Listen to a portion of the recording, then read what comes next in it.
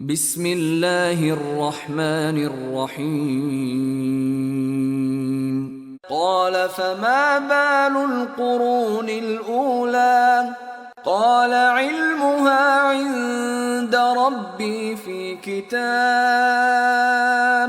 لا يضل ربي ولا ينسى الذي جعل لكم الأرض مهدا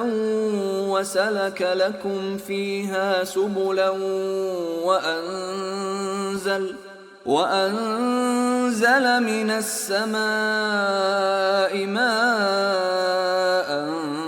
فأخرجنا به أزواجا من نبات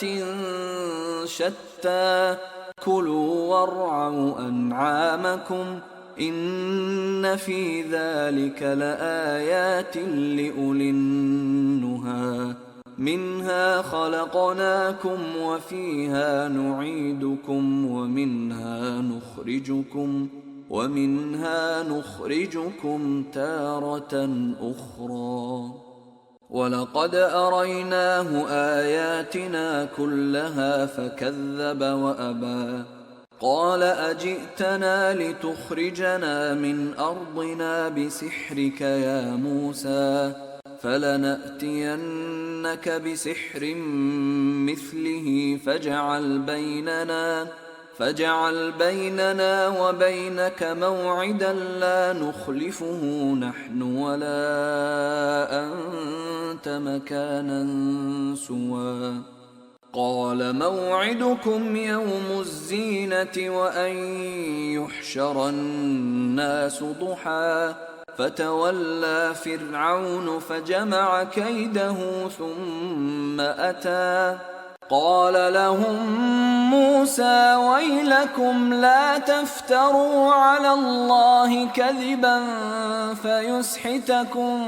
بعذاب وقد خاب من افترى فتنازعوا أمرهم بينهم وأسروا النجوى قالوا إن هذان لساحران يريدان أن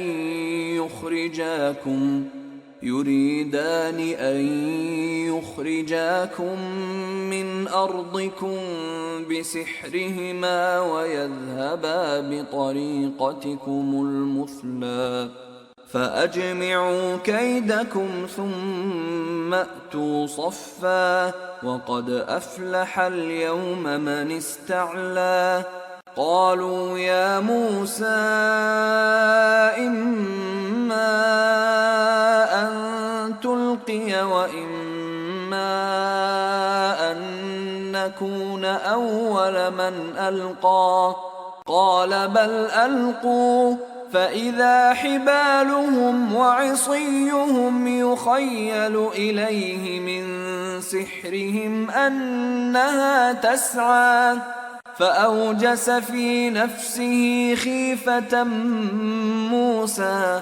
قلنا لا تخف إنك أنت الأعلى وألق ما في يمينك تلقف ما صنعوا إنما صنعوا كيد ساحر ولا يفلح الساحر حيث أتى فألقي السحرة سجدا قالوا آمنا برب هارون وموسى قال آمنتم له قبل أن آذن لكم إنه لكبيركم الذي علمكم السحر فلأقطعن أيديكم وأرجلكم من خلاف ولأصلبنكم في جذوع النخل ولتعلمن أينا أشد عذابا وأبقى قالوا لن نؤثرك على ما جاءنا من البينات والذي فطرنا فاقض ما أنت قاض إنما تقضي هذه الحياة الدنيا إنا آمنا بربنا ليغفر لنا خطايانا وما أكرهتنا عليه من السحر والله خير وأبقى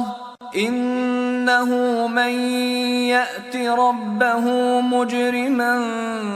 فإن له جهنم لا يموت فيها ولا يحيا ومن يأته مؤمنا قد عمل الصالحات فأولئك لهم الدرجات العلى